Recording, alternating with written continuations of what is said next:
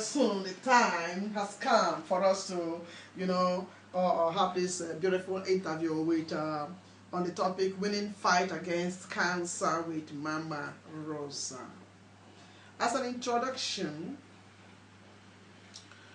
according to the Dutch Cancer Society, cancer is the leading cause of death in the Netherlands.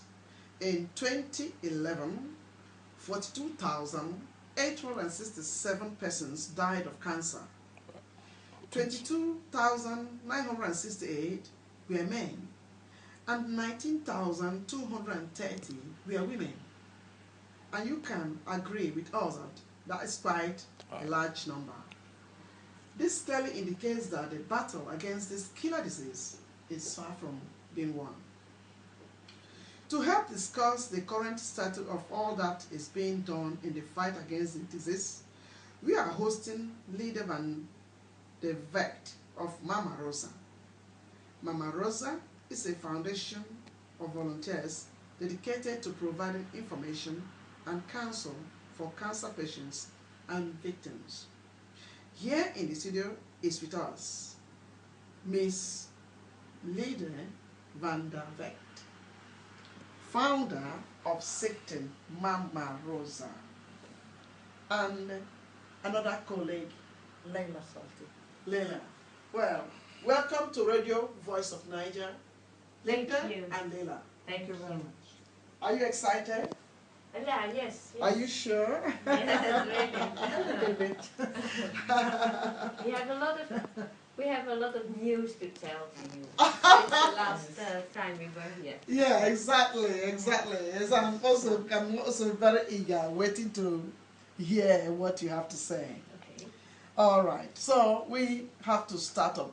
But before we start, we would like to remind our callers or our listeners, you feel free to give us a call on 020-737-1619. Don't forget, this is Radio Voice of Naija, your popular radio program on Radio Razzle, transmitting on 103.8 MHz cable and 105.2 MHz ETA. Feel free to give us a call once again on 020-737-1619.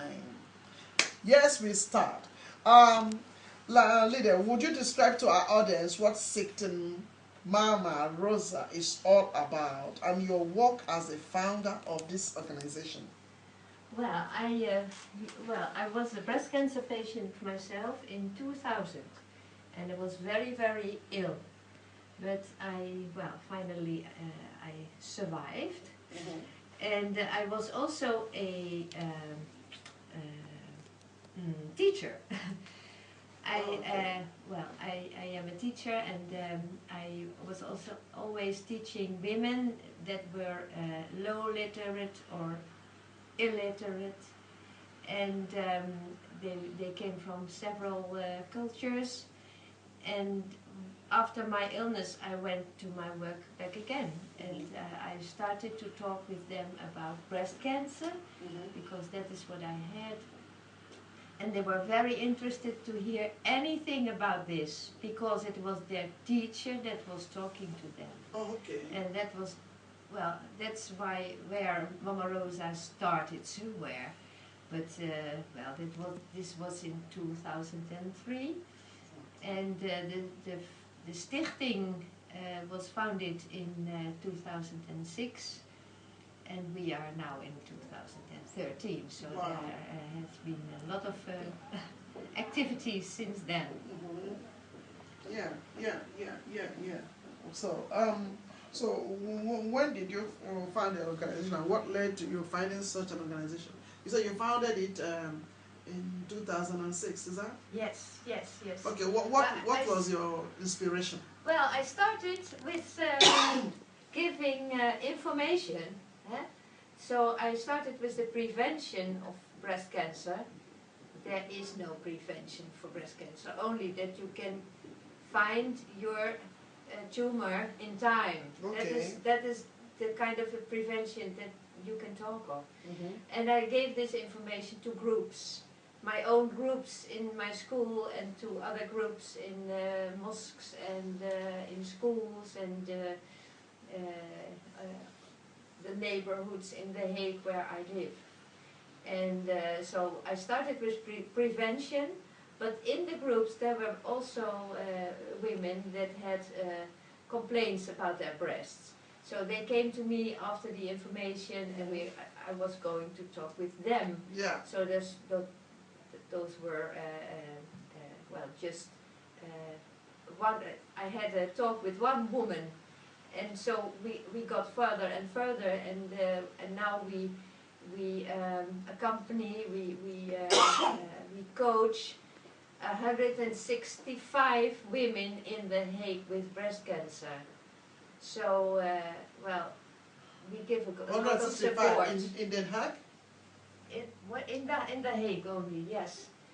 And here, and in Amsterdam? In Amsterdam we are also active, but there has been founded a Mamma Rosa Amsterdam. So they do all the activities in Amsterdam now. Wow. So I think you have to perhaps invite them also here with Radio Razo, because this is Radio Niger. Yes. Mm-hmm. So yeah. So if we are going to invite them, you know that it's a privilege that you people, you must count it a privilege that we are inviting Mamma Rosa. yeah, yes. But that doesn't mean that we go about inviting all your chapters. No. Well, because if you will want that, then yes. that means you have to take up something which you would be sponsoring Radio Voice of Naija for, and yeah. then that will now give us the mandate to be inviting your organization. Yes. Yeah. Okay. So we want to hear a little bit from Lila. Yes. So what do you, how long have you been part of Mamma Rosa? Well, I've been part, I think, almost 3 years now. Okay. And very active the last 2.5 years. Okay. With Mamma Rosa. So what was what led you to become part of Mamma Rosa organization? Well, I get contact with Mamma Rosa because I was myself a patient, and I heard about Mamma Rosa from my neighbor, which is also a patient. And when I get contact with Lide, Awesome. yes, she started telling me about breast cancer and what we can do, what Mamma Rosa do, and I like the work she do. Yeah. And decided to join Mamma Rosa. So you were a breast patient. You were a cancer patient, is that? Yes. Yes. Really? Yes. Awesome. Because, you know, I'm so surprised because this deadly sickness kills a lot of people living in Africa. So I wonder, do you have do you have your branch in Africa? Mamma Rosa in Africa? Well, no. Well, I have some contacts with in Tanzania, because there were 2 patients in The Hague that we have been supporting. But helaas, hoe zeg ik dat in Engels? Unfortunately, we lost them. So What do you mean by you lost them? They died? They died. Yeah. But I went to their graves in Tanzania, and we have been visiting their families, and so this was a special journey in the Mamma Rosa history. Yes, yeah, yes. Because they were also volunteering with Mamma Rosa, so it was a big loss also for Mamma Rosa. Yeah, exactly. You made mention of breast cancer being prevented. Is there any way to prevent? Is there any possible prevention for breast cancer? Well, not well. There are no pills you can take or something. You can live in a healthy way. So you eat healthy. And do you mean that all the ladies who have been from this figure that we had here? Are you trying to tell our audience that this whole 29,968 or 19,230 women who have been battling with this cancer do not have a healthy living? No, I will never say that, because I was healthy living myself, and I got also breast cancer. So it is also a question of bad luck that you have those genes that produce this illness in your body. But the only thing you can do is to be in a very good shape and in a good condition, so you can, when it will affect you, that you can survive. Is there anything that you know of that triggers this cancer? Because I mean the ratio here for Netherlands is very high. Yes. 42,867. Yes. And then 22,968 were men. That's as at 2011. And then 19,230 were women. Yeah, as of this, and it has increased because this is as far back as 2011, and we are in 2013. To your own, from your studies and from your experience, are there some certain things that triggers this cancer here in the Netherlands that you know of? Are there things that you know of which you can give as a tip to those who are listening? It is a very important issue, but nobody knows the answer. So the only thing we know that we are in the Netherlands, and that so we are very many people on just a small surface. So the air is not really very healthy. Schoon, Clear. And so we always have to go to the beach to get fresh air, and well, we have to move every day. You have to move at least 1 hour walking to keep your body in good shape. Yes. And the oxygen is coming everywhere in your body, and so you feed your cells in a right way. So that's the best way to do. But it is a bad chance you can have that you can develop, that your body is developing breast cancer, and well, it happens a lot. We say 15,000 a year women, and 100 men. So it is really a lot. And 10% are of another culture. So 1,500 women, migrant women, get also breast cancer. Really? And that is what Mamma Rosa stands for. That we are helping them, and we hope that they will all survive, because you can survive breast cancer in the Netherlands very well, because the care is very well. Really? So Mama care, we call this. Mama care, Mama care in the Netherlands is exquisite, very good. Oh, so at what point did you notice that you have cancer and not just a breast lump? You? Well, my mother had breast cancer, and she died within 2 years. So then I went every year to my family doctor to have my checkup with her, and I always asked her to check my breasts. And she thought that I had a dimple in my breast, and I didn't believe her that it was really that something was really going wrong in my breast.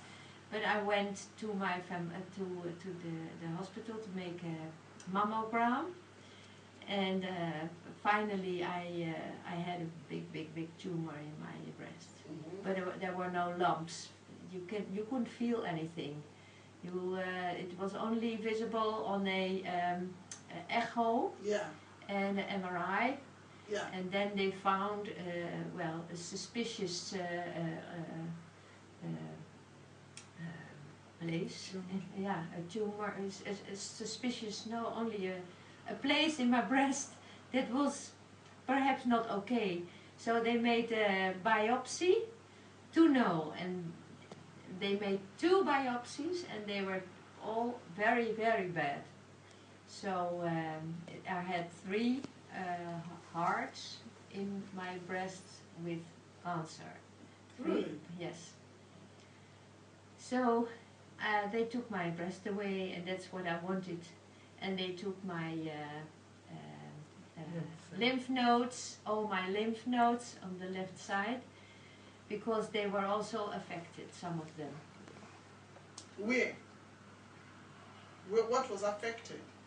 The lymph Lymph nodes, glands. 3 lymph glands, yeah, were affected in my under my armpit. Really? Yes. And then you survived it?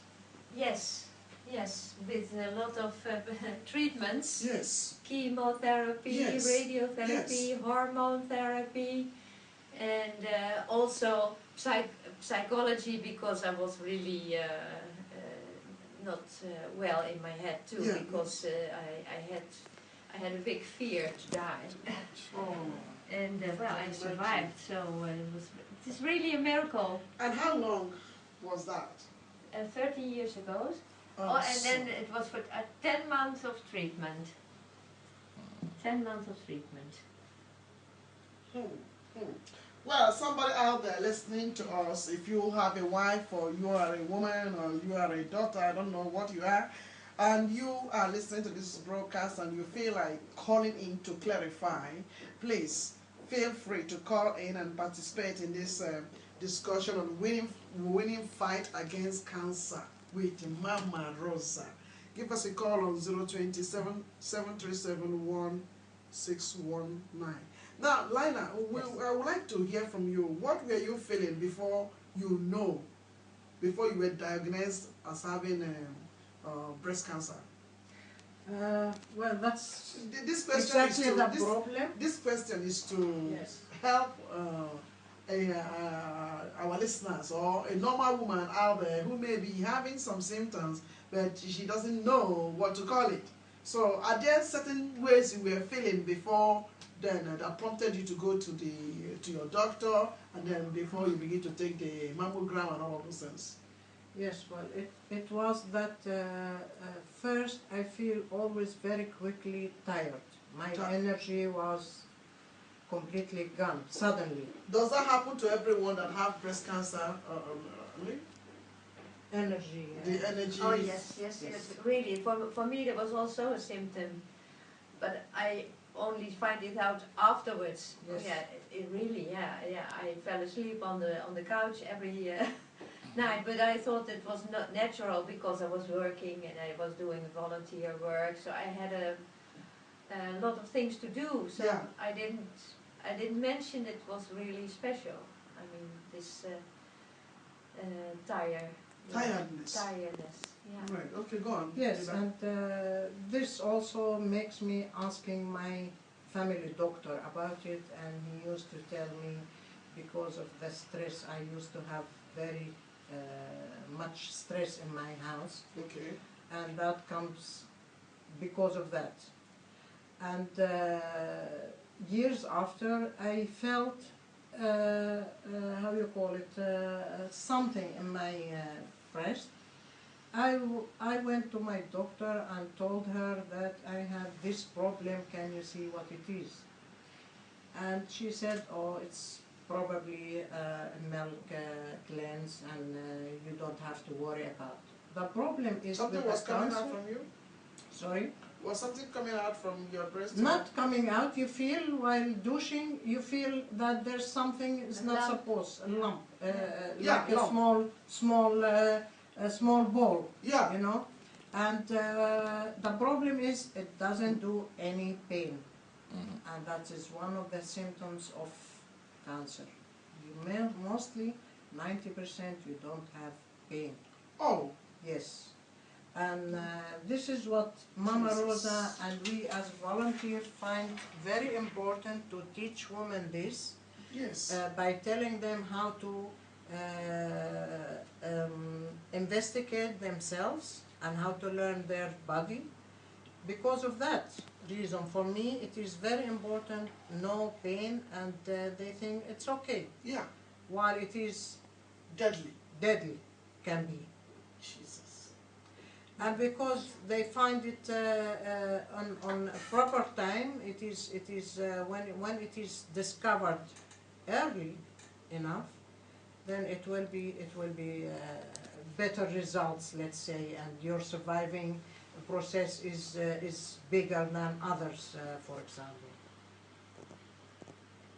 And because of how you call it, I get the invitation for the mammogram from the government here, and that's how I discovered. Because this lump did not go away in 2 years. Wow. Yes. So it was just there. Yes. You carried it for 2 years. For 2 years. And I have another problem, so I was busy with solving them. I said, okay, no pain, no problem, you know. No, but not all the lumps are cancer. No. You can also have a cyst in your breast, Yes. and mostly it is a cyst. Oh, So yeah, and the family doctor can also feel that it is a cyst and not cancer because it is loose in your breast. So you can move it in your breast when it is a cyst, mostly. okay. But a cyst can do something wrong and it can become cancer afterwards. So, Wow. yeah. But there are some women who have family doctors who don't even touch their breast because of their I don't know. Yeah, because there are some family doctors like those who are having who don't like to touch the breast of their patients. Well, Things change. I mean, I have a family doctor who don't even touch my breast. well, we tell it to the family doctors that they do not don't have to be ashamed to propose a woman to check her breasts because, well, you are the family doctor, so you have to do this. Maybe it's because of their religion or whatever. No, so it changed. some Yeah, of them don't like full-time to. examination. Even when you are telling a GP, look, this is where I'm having problem. He will tell you, no, go and take care. So what will such women do now?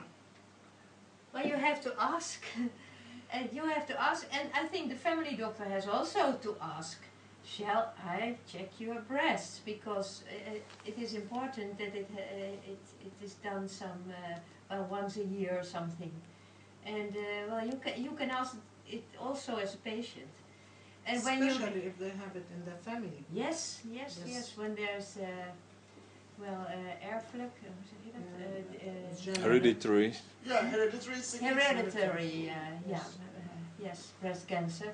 And you have to go once a year to your family doctor. And if the family doctor is the type who doesn't like to check, to touch a woman's breast because of religion, what do you want that person to do? Please speak. Well, you ask, and when he is not or she is not doing it, Yes. then you go somewhere else, or mostly the doctors are together in a big practice. So you ask another doctor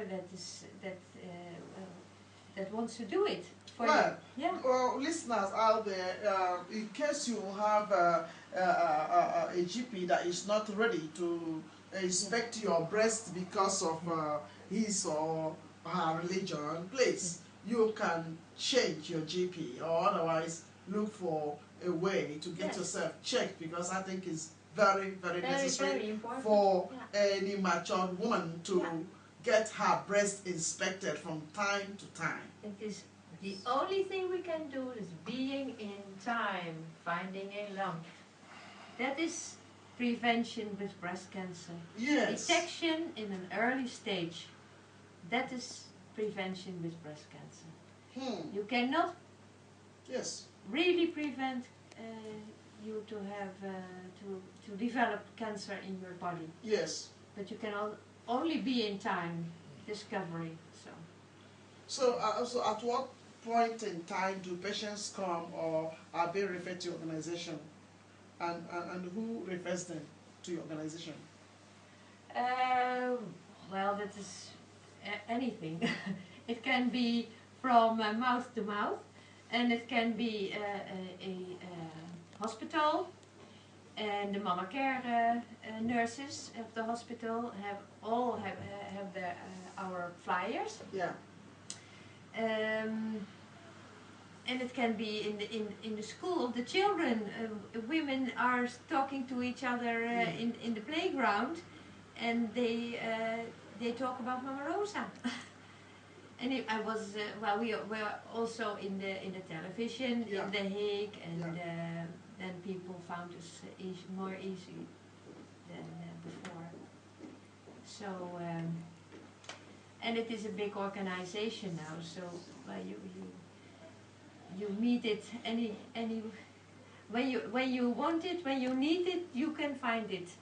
And we have also a website now. So www.mammarosa.nl, and that is also a big founder of people, and people found us. Okay. Yeah? Yeah, there's a question here in the studio. Yeah, I want to find out Yeah. what really, at what point does Mama Rosa really get involved in the care of somebody who has cancer? Because the doctors, the house doctor does a check. Maybe the house doctor refers the patient to the hospital for other tests. Yeah. Now, where does Mama Rosa come in dealing with cancer patients? Anytime, any place, anywhere. It is somebody needs help, and it can be after 3 months only, or after a year only.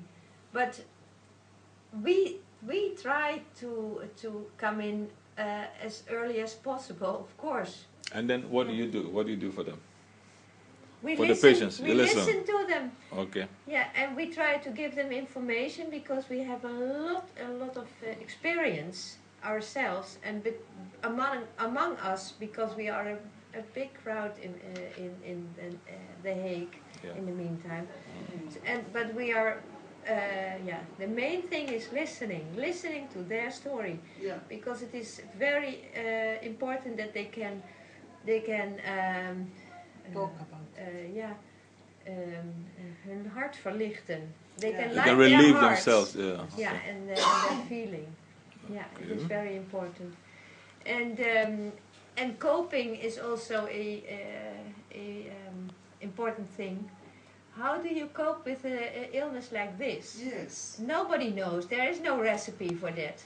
But you have to be strong to fight. And we try to empower them. We give them strength. Yes. That is what we do. But in what way? It is always, we are looking for the right way, because I am a person, Lila is a person, the patient is a person. Everybody has his own feeling about this. Yes. And it is important to give air to this. And that it is also important that they that the fear they feel, that they give body to this fear. Yes. That is not something that is paralyzing you, but that you get in action. Wow. Now, do all victims of breast cancer end up having their breast being cut off, or are there some survivors with their breast intact? Yes. I can see Lila. Yes. Tell us experience, Lila. It is depending on the size of the tumor cell and how early stage it is developing the cancer. Not all the breast has to be removed, and you can keep your breast. They will take only the tumor and the infected area, let's call it like this, and then you have your own breast. But then you have more treatment actually than other, for example, for the radiation, because they have to be sure that in that area, if any cancer cells still free, that they are killed by radiation, and then with the chemotherapy. But not all the women loses their breast. No. All right. Okay. Another question is Now, if a woman has cancer and they took part of the breast away, can the woman still nurse a child and give?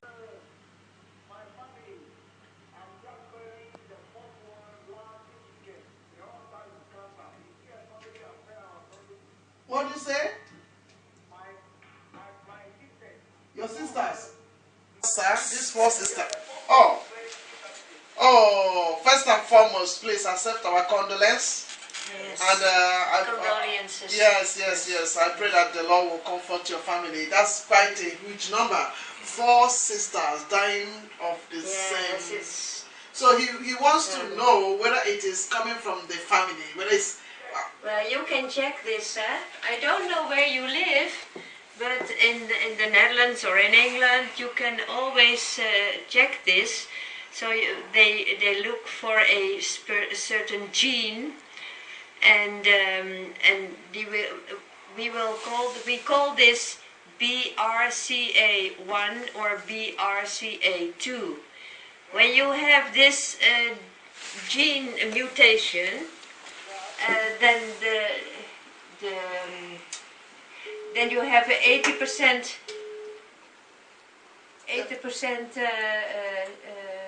risk to get breast cancer, and also men can be bearer. Carrier. Of this gene mutation, carrier, yeah. Okay, man can be a carrier.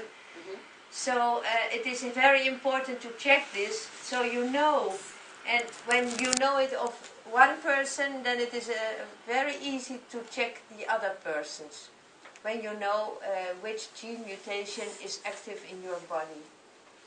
So repeat it again, it's BRCA1.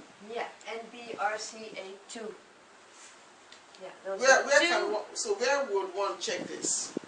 You go to the hospital and to the klinische genetica, so clinical genetics, and then you give you give blood, and you have to wait for 1 month. That's only this. But of course, there is a conversation where you start with, but it is only a blood test. So. It's very important to do this, so you are aware of this. Yeah. Okay. Yeah? Yes. We're going to take a very short break, and after that, then we discuss about your apps. Is that good? Yeah, please. Yes, please.